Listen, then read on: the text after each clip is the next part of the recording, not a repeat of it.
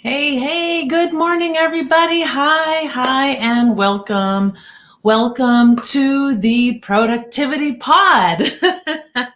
That's the name of my YouTube channel and my podcast. And we are filming it live here in the Boss Productivity Group. and, and so if you don't know where that is, that's in Facebook. You can look it up, the Boss Productivity Group, or just search for productivity in Facebook, and you should find me. Hi, I'm Cheryl Texera, and today we are talking about being an obstacle slayer. So I want you to stay tuned for a few minutes while I get going here and see how everybody is doing. Hello, Boston. How are you? I'm trying to find myself now on Facebook so I can see who is on. I don't know why StreamYard is no longer allowing that. Hi, Kathleen. Yay, Kathleen from Boston. I should know that by now. I will pay attention. Kathleen from Boston. Okay, so today we are going to talk about being an obstacle slayer, right? Because that's one of the things that we have to do as business owners. We really need to become the team obstacle slayer, right? We have to do all those things. We got to deal with our tech issues. We got to deal with our not knowing what we don't know and knowing what we don't know, and how do we put all that learning into place so that we can bring everything together, right? And we're going to have setbacks. We're going to have all kinds of different things happen to us, different challenges, all that stuff. And by getting a mindset of being an obstacle slayer gives you that strength to keep going and keep going, right? So I have a little challenge for you guys this week. And so I will get to that here shortly, but I just wanted to go through a little bit of some of the things that we encounter and how getting the mindset of being an obstacle slayer can really change the way you approach the problems, right? So let's say you're having some tech issues, something like that. Computer issues, tech issues, and it's an area that you are not very comfortable in. We all have those, even coming from an IT background. I'm not a hardware person, so dealing with hardware is difficult. Dealing with servers and speed and all that stuff is not really my forte. I deal with applications, right? I actually write code and I deal with applications. So having some of those things outside of my normal wheelhouse can make me frustrated, right? And irritated. But we all get them. And so, I just want you to know that you're not alone, right? We all have tech issues. We all get them. And it can be super frustrating. But taking the stance of, I am an obstacle slayer, I can figure this out, I will figure this out, can make all the difference. So how do you do that? One of the ways with tech issues is pretty much if you've had the problem, somebody else has too, and somebody wrote about it. So learning how to Google search the issue can really make a difference in how fast you can resolve something. And as an obstacle slayer in an IT industry for the last 25 years, I've gotten pretty good at knowing how to write a particular query in Google so that I can get the results that I want to. And so you might be doing things like, let's say you're working in ActiveCampaign and you have a problem, something isn't working, maybe you don't know how to, somebody's in your workflow and you want to actually send the email now to them. You don't want them to have to wait. So you would just Google something like that, like how to send email, or how to release somebody from automation in ActiveCampaign, or you always put the software that you're using, right? ActiveCampaign or Facebook or whatever, because then you're probably going to get their help. And it's easier for you to find it that way than through going through their FAQ and going through all their trainings and all those things. It's much easier for you to just do a Google search on those keywords that might be related to your topic, rather than trying to just sort through and filter down into their questions and their frequently asked things. So think about the way you do your Google searches, because those can really help you slay those obstacles without getting too frustrated and taking too long, right? Remember that if you have an issue, somebody else has too, and they've probably written about it. So all you want to do is seek out who has written about it, who has had the same issue. Now, I actually find that help in things like .NET programming and Java programming, that kind of stuff, is actually easier to find than some of the things that I've been searching for in recent months, actually, where people are just like asking the question and there is no answer. But I can guarantee that here's one thing is, usually you can find multiple sources, right? And I really encourage you to find those multiple sources to help you resolve a problem, because where one thing might not resonate and stick, and maybe you won't understand it that well, it might be a little too technical, or it's vague or something like that, somebody else has written it in another way, and you can utilize all the information you gather to actually find the solution on your own. And so sometimes just getting that all the different input from the different sources can really make a difference in how you solve the problem. Okay, so I don't want you to get discouraged. I want you to just know that it is part of your learning curve, right? Because you may have your niche, right? You might have that great niche that you love, that you know you're good at, you are really excellent at it. But running a business is completely outside of your wheelhouse, right? Running a business is a completely different animal. And you have to learn those things, and then if you're doing all the things, then you have the tech, you have marketing to do, you have content creation to do, you have all these things to do that are not really in your area of expertise that you're actually trying to sell, right?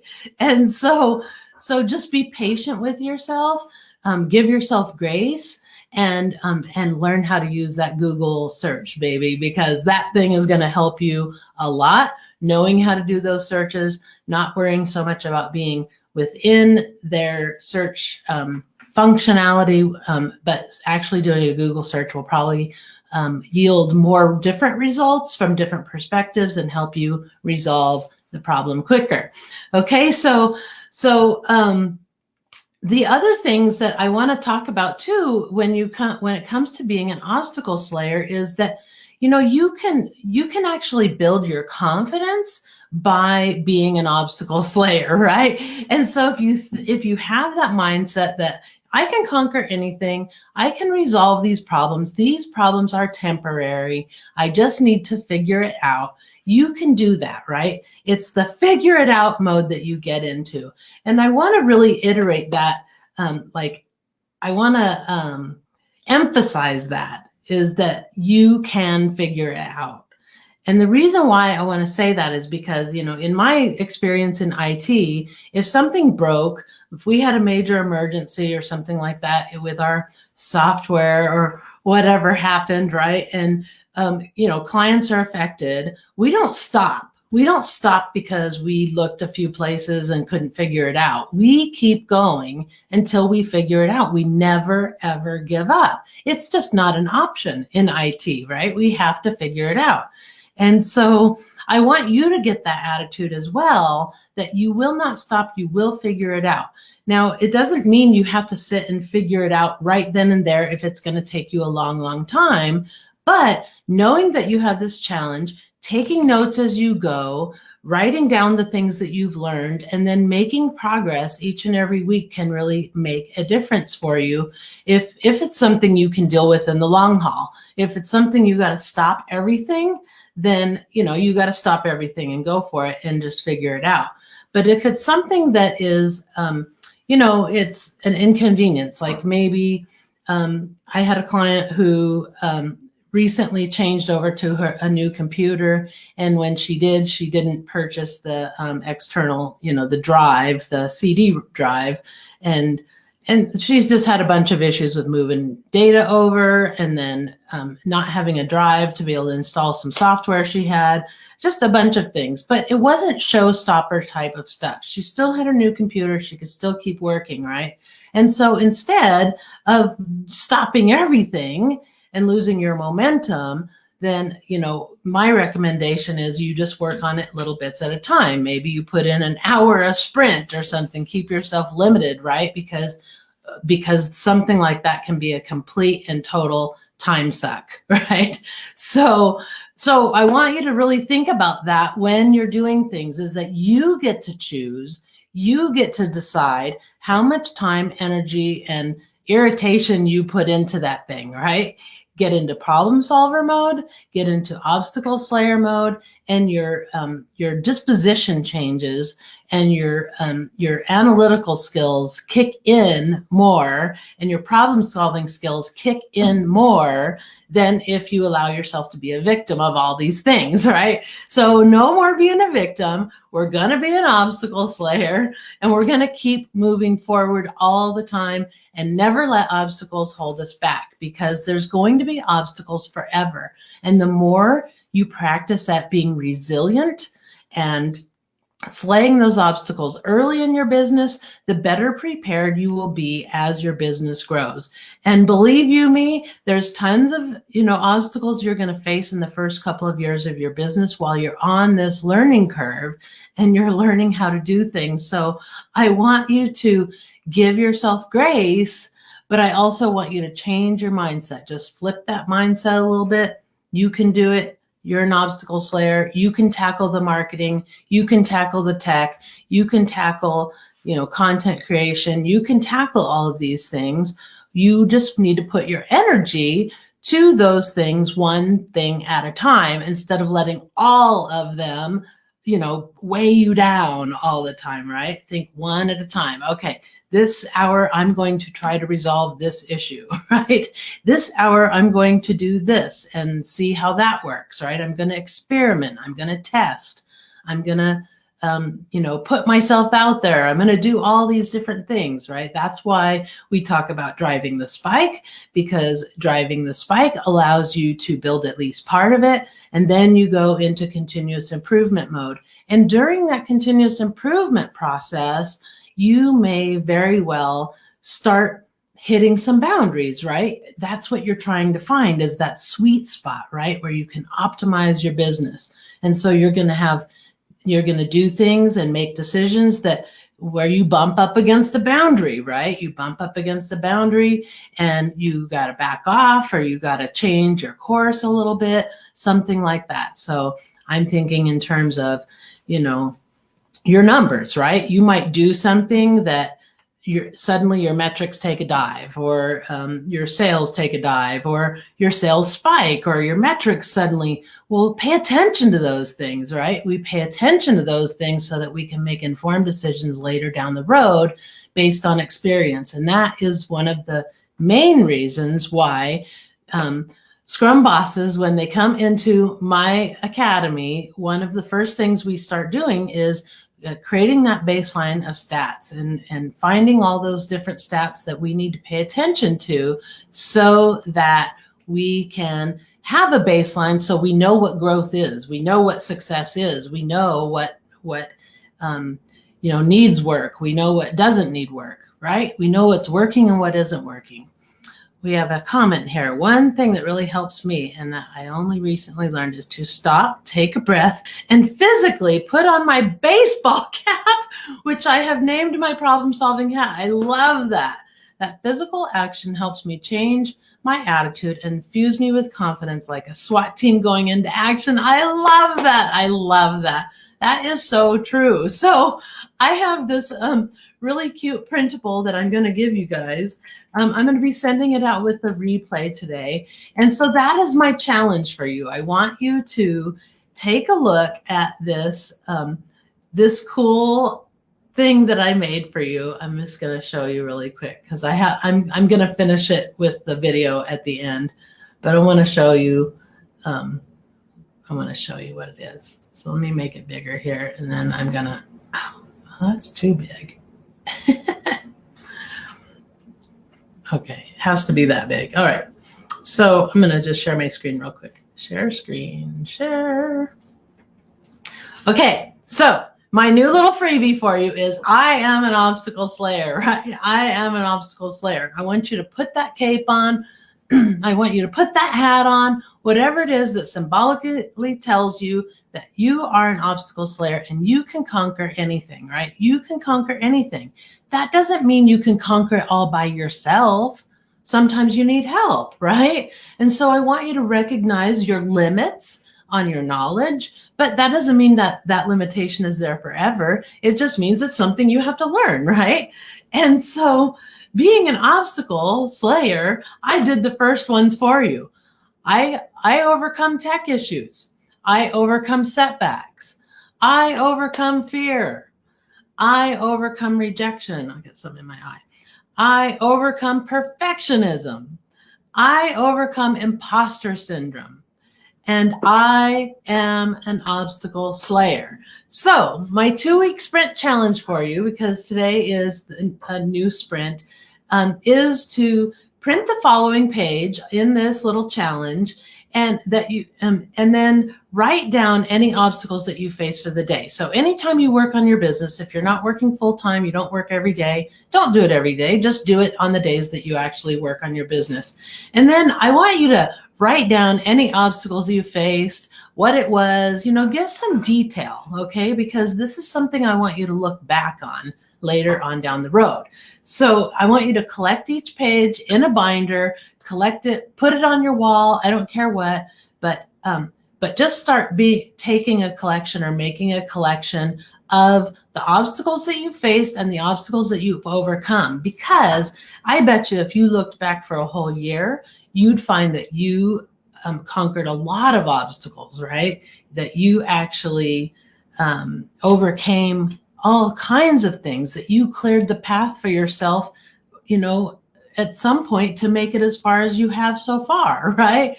And so I want you to give yourself credit for that so that you can empower yourself, that you can do more. You can do more. You can push yourself. You can learn things. You can get into that uncomfortable zone where you have to learn some things that you hate even. We all have to do it, right? Becky says, my obstacles are time, finding and committing to, lack of courage to jump in, fear of not knowing where to start. Yeah, that's a big one. And that's where that, must have, should have, could have, and won't have at this time.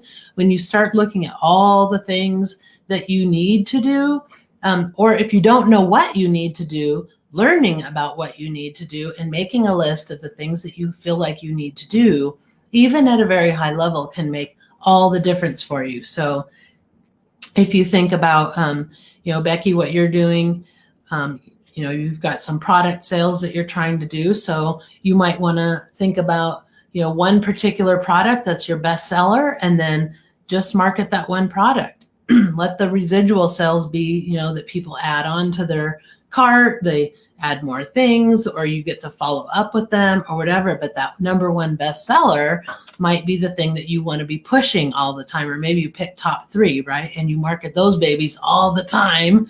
And then, you leave the rest because you can't market every single one of your products.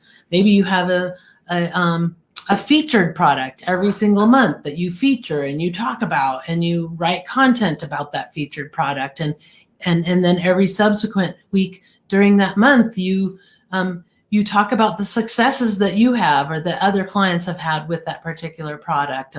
And success could be anything from, making a fantastic meal, to finding peace, to making money, to whatever it is that your products actually do for people.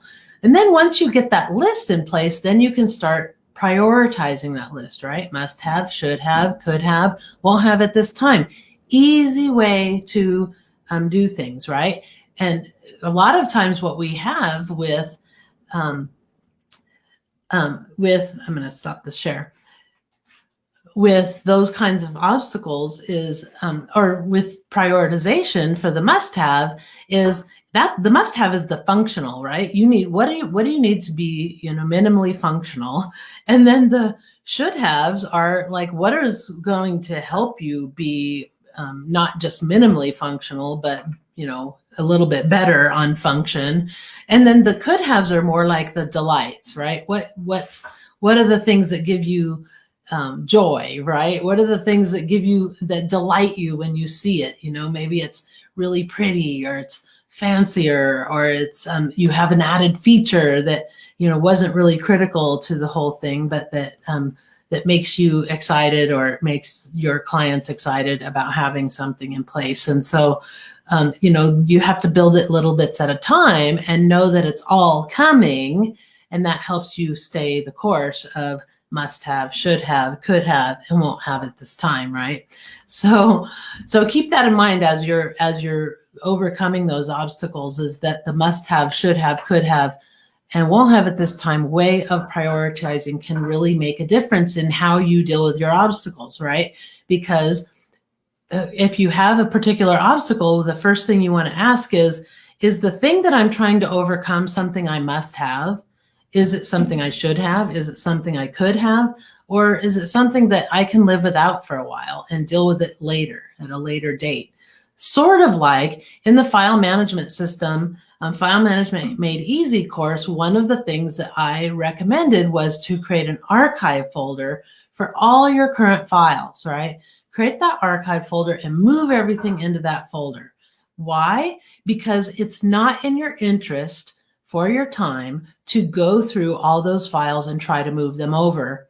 It's better for you to move them over when you need them. It saves you a lot more time than if you try to do them all at once. But when you're working on it, to go over and find it in this folder and then go save it in this folder is no big deal, right? But when you take all that extra time to start moving things over into your new filing system, you can really bog down your time and waste a lot of time when you don't really need to do that. So that's one of the things so you want to think about that. Like when I think about, could have, the could have is you could, move everything over at once and get it all organized. And wouldn't that be lovely?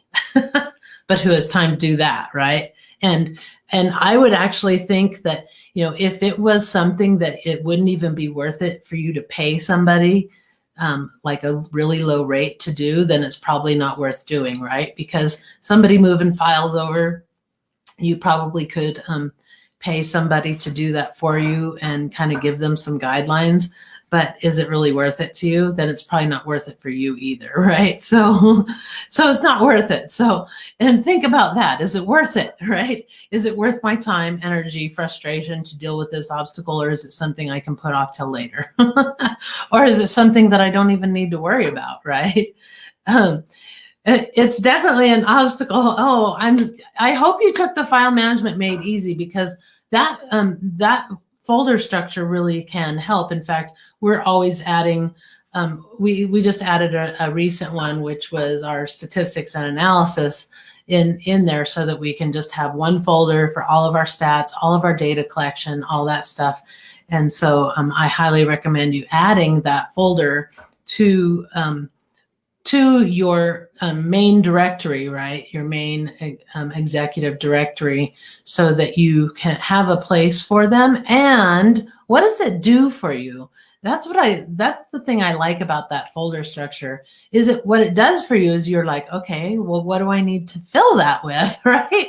And when you think, what do I need to fill data collection and analysis and, statistics, what do I need to fill that with? Data, stats, right? And analysis, right?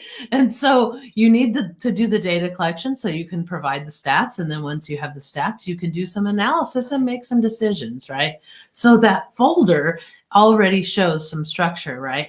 You have a folder that's specifically for projects, then you, now you know that you need to fill that. And so you need to break things down into projects, right? You're doing a folder for content creation, then you want to have another subfolder for each piece of content that you're doing, because that one piece of content is going to have images, maybe a video, maybe a blog post, maybe an audio file. There's going to be all kinds of assets that you generate when you create content. And so having a subfolder in there for that piece of content will help a lot. And it helps just keep everything so you're not just looking at a bunch of files. Instead, you're looking at folders, gives you a really nice visual at what you're looking at. And then having tracking spreadsheets. I know it feels like a lot of work, but having those tracking spreadsheets can really make a difference in terms of you, knowing where your content is, what it is, how it works, and, how it's working in your whole entire ecosystem that you're building, right? And that takes time. And trust me, I didn't keep track early on. And so I have a lot of content out there that I haven't really tracked. And I just don't want you to do that. So get started right away, start tracking everything, because it's going to pay off in the long run when you have to go figure something out. Like, it's years down the road and you have this automation that runs and you're like, what does this automation even do anymore, right? And is it even doing what I want it to do anymore? Have I grown past the content that I put in there? Have I modified a little bit? Have I, done a quick pivot somewhere? Something like that, right? So think about that. And I want you to really focus in on one thing and think about those obstacles for the week as well. Is, what obstacles are you facing, like with your file management system, Kathleen? Like, what obstacles are you actually facing in there? And then what can you do to resolve those? How will the file management made easy make that system work better for you? And how could you modify that file management system so that it works specifically for you, right? You're customizing it to yourself. Everything I give out is guidelines. And I always say that because one of the things that I hate about project management is that sometimes we get too focused on the tools and we think we have to use all the tools at once. And we have to use them exactly how they're made, right? And so here's an example. We've got, in project management, we have all kinds of templates out there. We have project charters, project plans, requirements documents, design documents, system design documents. We have risk management documents. We have communication plans. We have all these different types of templates, right? But not every project needs to use all those tools. Not everyone needs all those tools. And it really depends on, one, how formal you need to get.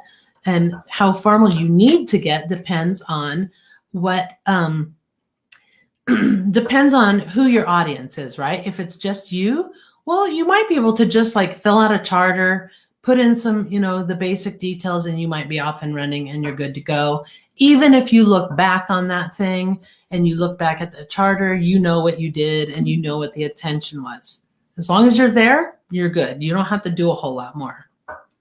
But if you're going to hire people and you're going to expect them to do the things that you want done and meet your requirements, then you want to maybe get a little bit more formal, right? Or that's where a project plan comes in, then maybe a requirements document, depending on how many requirements you have. You have 5 requirements and everybody's got it and knows what's going on. You probably don't need a big old separate requirements document. But if it's massive and you have hundreds of requirements, you probably want to create a separate document, right? So that's what I'm saying. It's like if you had, if you were changing the oil in your car, you probably don't need I know you don't need every single tool in your toolbox, right? Or in your garage. You don't need to whip out your skill saw and, your table saw and a hammer. You don't need those things, right? You need the things that you need to use to change the oil in your car. So, just because you have the tools in your toolbox doesn't mean you have to use them. And that's what good project management is about, is having the judgment to know what is the most necessary documentation that I need to create for myself and my team so that we can get the job done. And if we need to look back for continuous improvement, we can look back and know the intention of our work, what we wanted to do with it, what the goal was, and then we can assess and make sure that it's making that goal. If it isn't, then we make repairs, right? If it's something that needs to be retired, then we retire it. But every project kind of stays in this continuous improvement mode until it's retired, right? Because you're always going to be learning things. You're always going to be fixing, repairing, and adding features or clarity or, any of those kinds of things. Okay, so she said there's more comments here. I overthink the organization and end up having too many subfolders that I easily forget what I put where. It makes so much. Build the solid foundation before you try to build the house. That's right. But here's the thing with the subfolders, Kathleen, is that the subfolders need to have a purpose, right? And so you don't really need to have, a bazillion subfolders, and I wouldn't go too many layers deep. So if you think about this, think about input, think about a working folder, like something with documentation in it, that gives you the purpose and all that stuff, right? So, but you're going to have some input possibly on something that you're doing, and you're going to have output, right? Where's the output going to go? You want to have a place for your output, because your output may be the stuff that's going to your clients. It might be going to, your audience if it's content. It might be going to another person on your team if you have a team, and it's input for them, right? Your output might be input for them. And so if you think in terms of those kinds of things, that you have input and then you have some living, working files, which usually is documentation, that kind of thing, and then you have output, that might help you. I actually like to have one separate folder for documentation because I want to be able to easily retrieve it, and then something else for maybe working files, like but usually those go into video, like my content folder. My subfolders for that are the video, anything that I put in writing, my blog post, my ideas, my outlines, all that stuff. So written or text, video, audio, and then images. So you know what I'm saying? So that's what I put in there. And then if I have something that doesn't fit into that folder, into any of those folders, I really need to justify it in my mind why I'm going to make another folder for that. So if you kind of think about it that way, that might really help you with, so thinking in terms of input and output. That's how workflows work, right? You have input into one part of the workflow, and that workflow produces output, and it's needed for the next step as input. Right? That's what project management is all about, is you're creating workflows and you create accountability for yourself. And so here's the thing, and I'm getting totally off track today, but this is part of obstacle slaying, I think, is just getting your mindset wrapped around why project management can be so important. In fact, I just hired a new product owner. I'm super excited. She's a product owner, and she's going to work also as my project manager. But she said, every small business, every business should have project management and have some sort of a PMO, right? Everyone should, because it's so important to be able to learn how to manage projects. So that's my rant, is that you really have to have all of these things. But you also need to make sure that you're doing only the minimum that you need, because if you overdo it, then it can just be a bunch of red tape, and it can really bog you down and slow you down. So we don't want that. Okay. All right. So I'm going to let you guys go. Be watching for the replay coming out. It'll be out around 4 o'clock. I'm just going to finish up this freebie, and I want you to take the challenge, right? The obstacle challenge. So I want you to write down any obstacles that you face and have overcome. I want you to take just a few minutes to write it out, and then pin it to your wall or put it in a folder, so that when you're feeling discouraged, you can go back through that and see how far you've come and see what you've overcome. And you know what? It might just inspire you to, and it might remind you too, the notes that you take might remind you of some of the things that you did to overcome an obstacle and might give you some clues of what to do for your next one. All right. Okay, you guys, I will see you in the comments. Take care and have a great week. Okay, bye.